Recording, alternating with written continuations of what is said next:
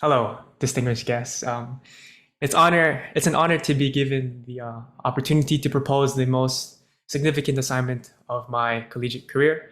I spent the entirety of spring semester 2023 on a project aptly titled Welcome to Music Video Talk, and I'd like to share my findings, my academic findings with you today, in hopes you'll allow me to pursue an unorthodox final project. But that tantalizing prospect can be discussed at the end. Just to get you invested in me, um, oh, my name is Titan Funai. I love long walks on the beach. I'm an aspiring music video director, and I grew up and was born and raised on Oahu, Hawaii. I graduated from Pro City High School in 2018 and sought a higher education. At first, studying the social sciences at Leeward Community College until I graduated to the University of Hawaii, West Oahu, where I changed my area of study to be academy, creative media. I have a concentration in general creative media. In this concentration, we learn a lot about the disciplines of the entertainment industry. So for my capstone project, I wanted to specialize foremost in video production on social media, which is leading me to what I want to discuss today. So in this order, I would like to lay down the fundamental understanding that will establish my approach to the ultimate test of my bachelor's degree. First, I'd like to talk about my intended pathway. Second, the guiding principles. Third, the rationale behind the research I conducted. And lastly, the significance this research may have on someone who wants to go down to this discipline in which I aspire. So from the very beginning, I gravitated toward a senior project as my capstone project. Specifically, I want to create a music video. Not only does this align with my career aspirations, but it is also the culmination of everything I've ever learned at this institution. This assignment will be comprehensive as it is the harmonization of aesthetic video principles, audio mixing, and creative storytelling to create and produce an engaging music video. This project will endure the process of production with supplemental material to signify direction, preparation, and progress. And this is a process that I've dissected time and time again under knowledgeable instructors like Professor Scott Kawamura, Dr. Samantha Giridhar, Dr. Michael Thomas Fomai, and Dr. Nandi Odiambo, just to name a few. So with this senior project in mind that I wanted to pursue, I knew I needed to conduct research that would allow me to make an informed decision about music videos, principally due to the tempestuous landscape caused by short-form video content in this industry, like in the platform TikTok. So therefore, I came to these guiding principles, which I'll call my thesis statement. But to bypass my collegiate flair, I'll just summarize it simply as history has a predictive quality, and it is a useful tool in predicting trends. So by comparing the platforms of the past with the platforms of today, I think it is possible to make an educated guess about the future of music videos. So these guiding principles give me, as well as others, the necessary information to be at the forefront of this changing landscape. And with this information, someone who wants to specialize in this discipline can make decisions such as prioritizing a specific platform, changing the way they produce videos, and lastly, even finding their target audience. So this next portion will be the key takeaways that helped me come to my end decision. So key takeaway number one is that there's been a significant boon to music video consumption due to technological advancement. Mobile devices allow streaming anywhere at the speed of your fingertips. So despite the fact that MTV broadcasted music videos 24 hours a day, 7 days a week, it was limited to its randomized broadcast schedule and the convenience of a TV screen. So in contrast, TikTok and YouTube enable streaming across all devices with the added ability to individualize the content experience. So you can actually look up the videos you want to watch when you want to watch it. In fact, mobile streaming is a significant method of consumption nowadays. 40% of YouTube users primarily stream on a mobile device, and TikTok, which is primarily a mobile app, has well over 3 billion worldwide downloads. But even still, MTV was a formative platform for music videos because at the time, it was the only broadcast that exclusively showed this type of content. And with that came nationwide exposure to genres of all kinds, and also led to an age of experimentation with the music video. MTV's Endless Stream led to kind of a business model that pushed for content, and artists and directors alike responded to this call of action with unique interpretations of their art. So if you think back to Michael Jackson's Thriller, Bad, or Smooth Criminal music videos, all of these music videos are from the same artist, but vary in length, genre, and narrative. For example, Michael Jackson's Bad is an 18-minute long music video. It was directed by Martin Scorsese, and it even culminated in the latter half of the video, maybe 9 to 10 minutes in. So the 18 minutes, only the music started around like 10, which this kind of shows that this time was ripe with experimentation. Like the music video form was not what easily predictable. And these particular examples that I'm highlighting all have some sort of performative feature, because the purpose of music videos is usually to highlight the talent of the artist. In this way, though, also music videos distance itself from like traditional motion picture. And so all of these creative interpretations at the time were only relegated to commercial artists. MTV required some level of notoriety to air your music videos. But YouTube, which at the time was primarily a video hosting site, released those restrictions. YouTube and TikTok are platforms that both allow content to be produced by anyone and posted onto their platform with the potential for monetization. And as both of these platforms have a high consumption rate of music video or music related content, they are the current leaders of music videos today. And as these statistics demonstrate, while both platforms are saturated with videos in general, consumption shows a clear bias toward videos that merge picture and video, and music. Next, to get into the real weeds of it all right? The biggest differentiating factor between YouTube and TikTok are the platform's infrastructure and functionality.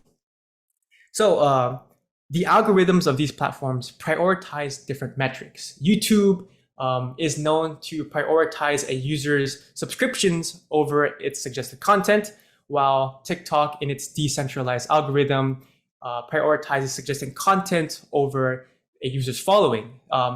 These Wall Street Journal statistics show that about 70% of video views come from the recommended tab, and that's in stark contrast to the 90 to 95% of video views that come from TikTok's recommendation engine.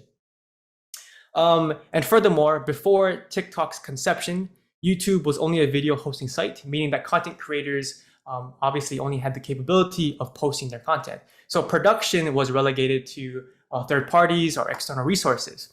But TikTok, from its conception, had features that allowed users to record, edit, and distribute their content with libraries of effects that they can drag and drop onto their clips to add additional effects, blah, blah, blah. Yes. Okay, so characteristically, YouTube is known for a higher level of production because some level of forethought is necessary before posting onto the platform. And on the other side of that, TikTok is known for a more impromptu, in-response type of content because there are many features that allow TikTok users to simply see their content, react to it, record their reaction, and then respond it, which is basically just sending it out. So those are some of the big differences between the two platforms. But from my research, ultimately, both of these platforms have a lot of staying power. And because they adhere to different audiences and they actually open up the field of music videos. It is an educated opinion that TikTok will not overtake YouTube as YouTube did to MTV because they offer similar accessibility and enjoyment value. So what's more is that YouTube is adapting to the short form video surge by implementing infrastructure that is very much TikTok-esque. They have this new feature called YouTube Shorts, which is basically the same as TikTok, where you can record, edit, and distribute your content. There are sound libraries that you can pull from and utilize in your video. And TikTok is even supporting longer video formats. We're up to 10 minutes now, and there's also the carouseling of still images. So YouTube still conforms to aspects of traditional media, mainly being the landscape form factor, and TikTok's rapidity and decentralized algorithm make it more enticing to an indie artist or an individual creator who lacks the notoriety or resources to have an increased production value. However, it's important to mention that these two platforms have a lot of interplay still. It is very likely that commercial artists will take their full-length music videos, take the best parts and clip it to post onto TikTok because it is a decentralized powerhouse. It's one of the most effective ways currently to get content in front of the faces of people because it's just suggested to you. And indie artists who want, let's just say they have a breakout song and are suggested to create a larger, more high production value project, they will likely post that onto YouTube. And this information brings us back to my intended project. I want to create a music video for both platforms that exemplify the culture behind each one. Using this information, using the trends that I analyze, I can show differences in production value with content based on the same song, but interpreted differently for its respective platform. And to flesh out some logistical details, the song chosen will be licensed and or from a local artist who maybe is at Manoa or West Oahu.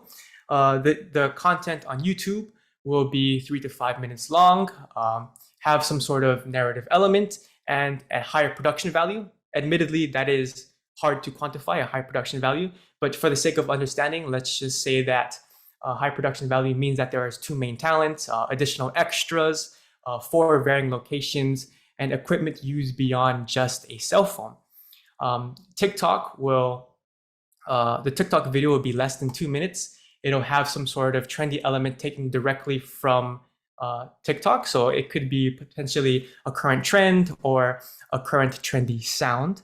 And this video will be partially edited with using the features of TikTok, using its visual effects library and stuff like that. But there will not be an exclusive recording of the cell phone. So even though TikTok is known for being a cell phone app, what I'm trying to prove and emphasize is that the conventions, the music video form is different between these two platforms, regardless of how the content itself is produced. So the intended deliverables will be specific to the audience on that platform. And just a quick overview. So according to Statista, YouTube is most often used with the ages groups of 25 to 34, mainly male identifying, while TikTok has a much younger demographic, around 18 to 24, mostly female identifying. And of course, I'll need to consider the target audience of the song that is chosen based on, the artist or other factors like that. So, and all of that will be kind of decided in the production process. So pre-production will look like this. It'll be the bulk of the production process. At this stage, I will take extra consideration to detail the process in hopes that faculty and or interested parties have an ability to follow along, which means I'll develop storyboards, creative briefs, AV scripts, shot lists, and shooting schedules. And all of this supplemental material will be rooted in the background research that I do for the song, for the narrative, and for the equipment that I have available to me.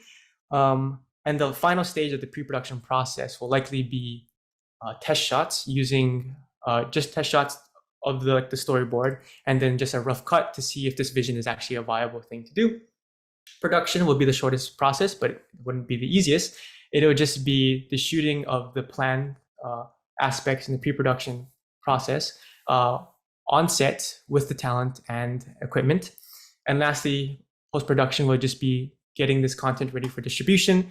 So distilling it down to the respective duration, color grading it, sound mixing it, and then before distribution, using some coverage that taken on the shot day to create thumbnails so that this is a complete package. And then lastly, distribution. Each video will be suited for the platform that it sits on. So YouTube will have its traditional landscape form factor, a 16:9 aspect ratio. TikTok will have its portrait landscape, 9:16 aspect ratio, which is expected of videos that live on these platforms. And thank you. I know I spoke a lot, so you might have a lot of questions, and I'll do my best to answer anything got. Thank you.